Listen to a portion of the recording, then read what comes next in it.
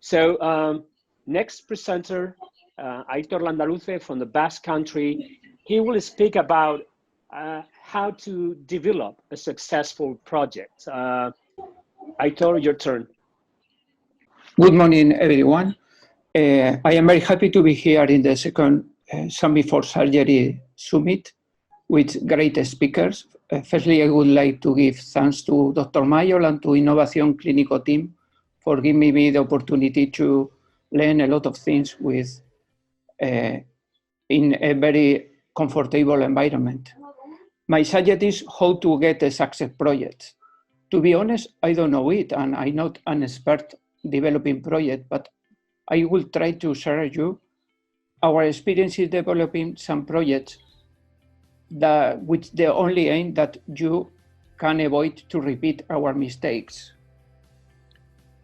As you know, traditional individualistic methods of delivery of healthcare had fall to tackle, and strategic initiatives that are imposed on reluctant communities are doomed to failure.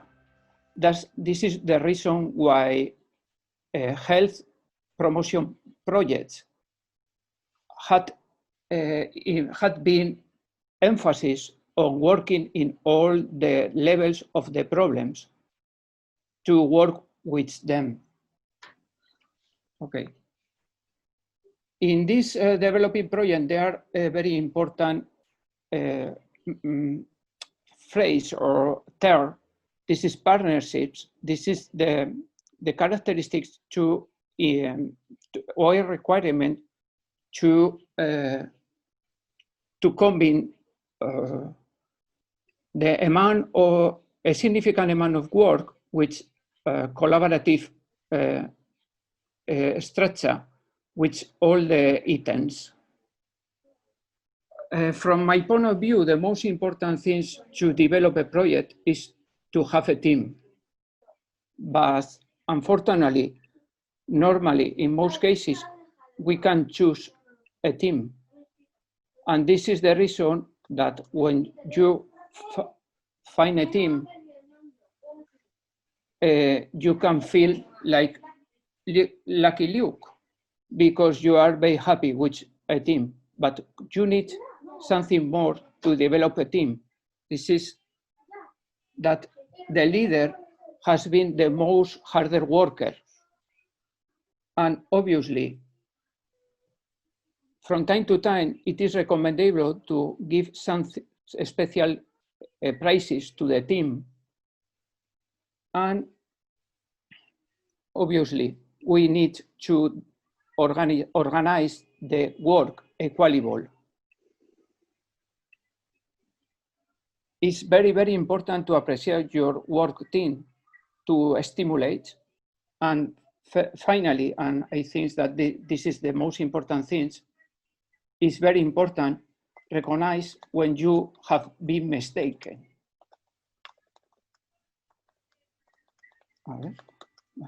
If you have all things, you have a team and you are willing to right-sizing your work, you need something more. This is the first.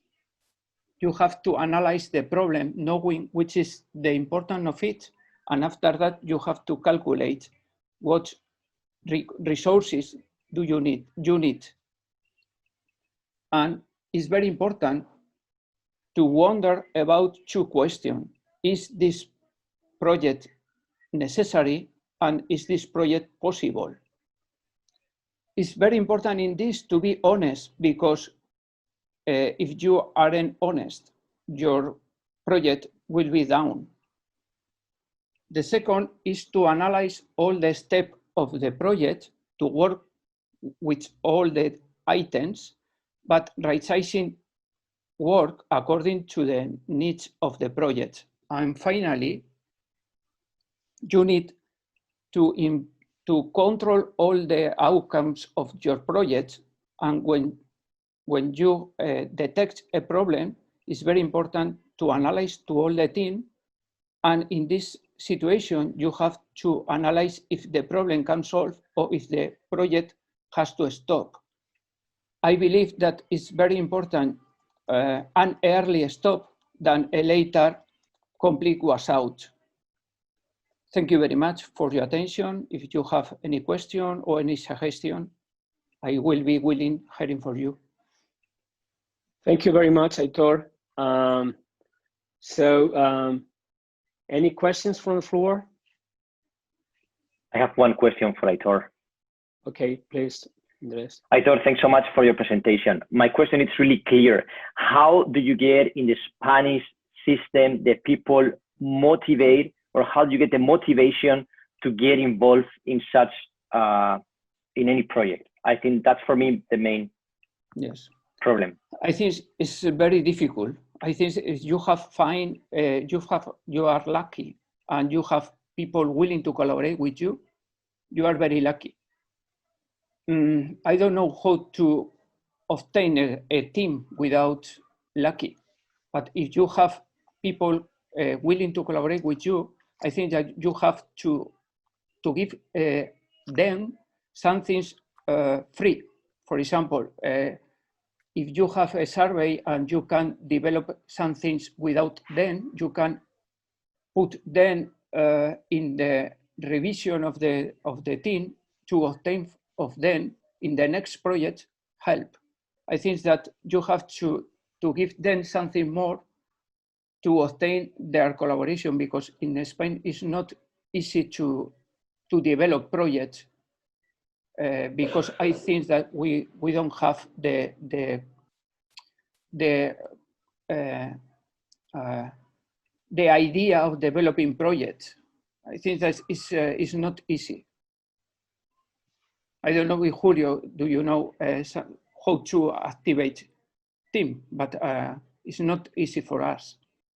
Well, probably Rocío, I received a lot of training to do this. I spent 5 years co-directing a consortium between Madrid community and MIT. So I learned a lot and I practiced a lot. And now Rocío Anula is involved in a similar project. It is called Catalyst Europe and is supported by EIT Health Europe and MIT. And they give you the expertise to be able to motivate people and to push projects forward. But it's not difficult because first you need you need to do a lot of work to plan and get ideas. Then you start exerting actions. Oftentimes we start doing things without a clear plan of what we want to do and what we want to achieve. Basically, you need to define success at the very beginning. You cannot wait for success to happen all of a sudden. First, we have to come to an agreement of what success means and what the metrics are. So you have two different things going on at the same time.